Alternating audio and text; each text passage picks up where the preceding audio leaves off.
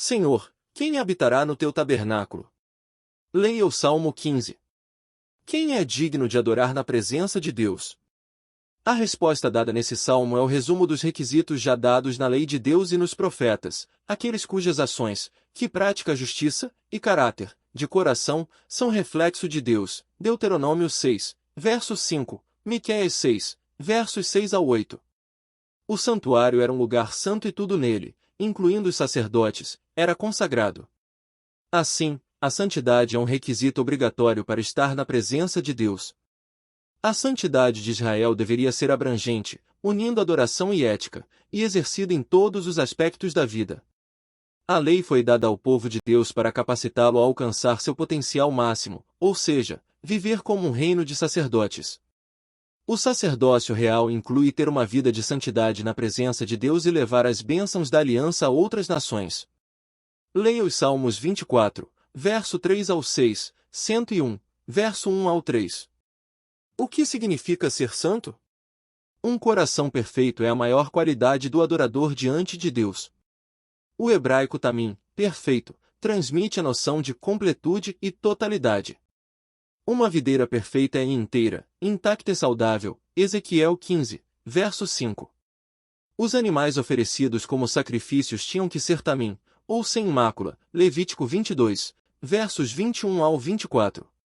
O discurso perfeito é inteiramente verdadeiro. Jó 36, verso 4.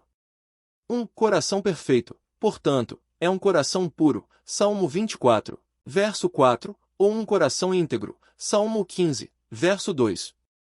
Ele busca Deus. Salmo 24, verso 6, e é restaurado pelo perdão divino. Salmo 51, versos 2 ao 10.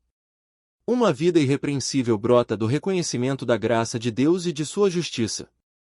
A graça divina inspira e capacita os servos de Deus a viver no temor do Senhor, o que significa viver em livre comunhão com o Senhor e em submissão à sua palavra.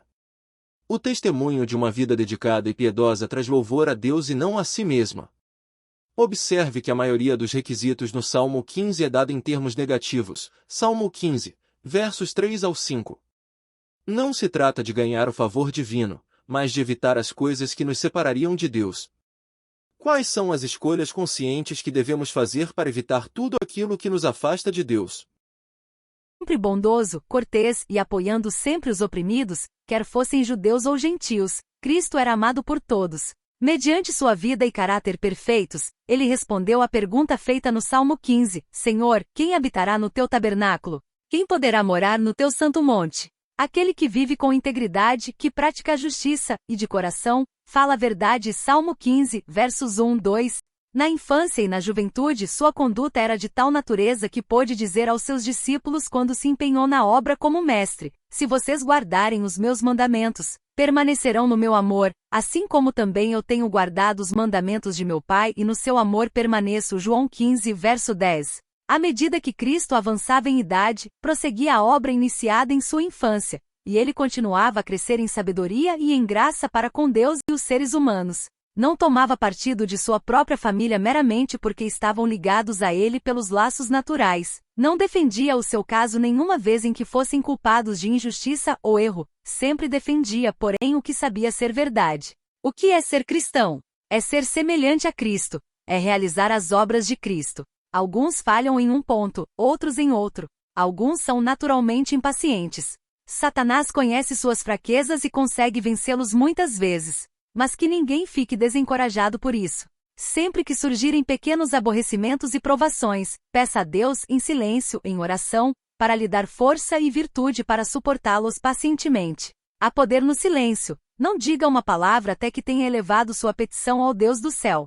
Se você sempre fizer isso, logo vencerá seu temperamento precipitado, e terá um pouco da atmosfera do céu aqui para depois ir ao céu nesse espírito. Deus quer que seu povo purifique as mãos e o coração.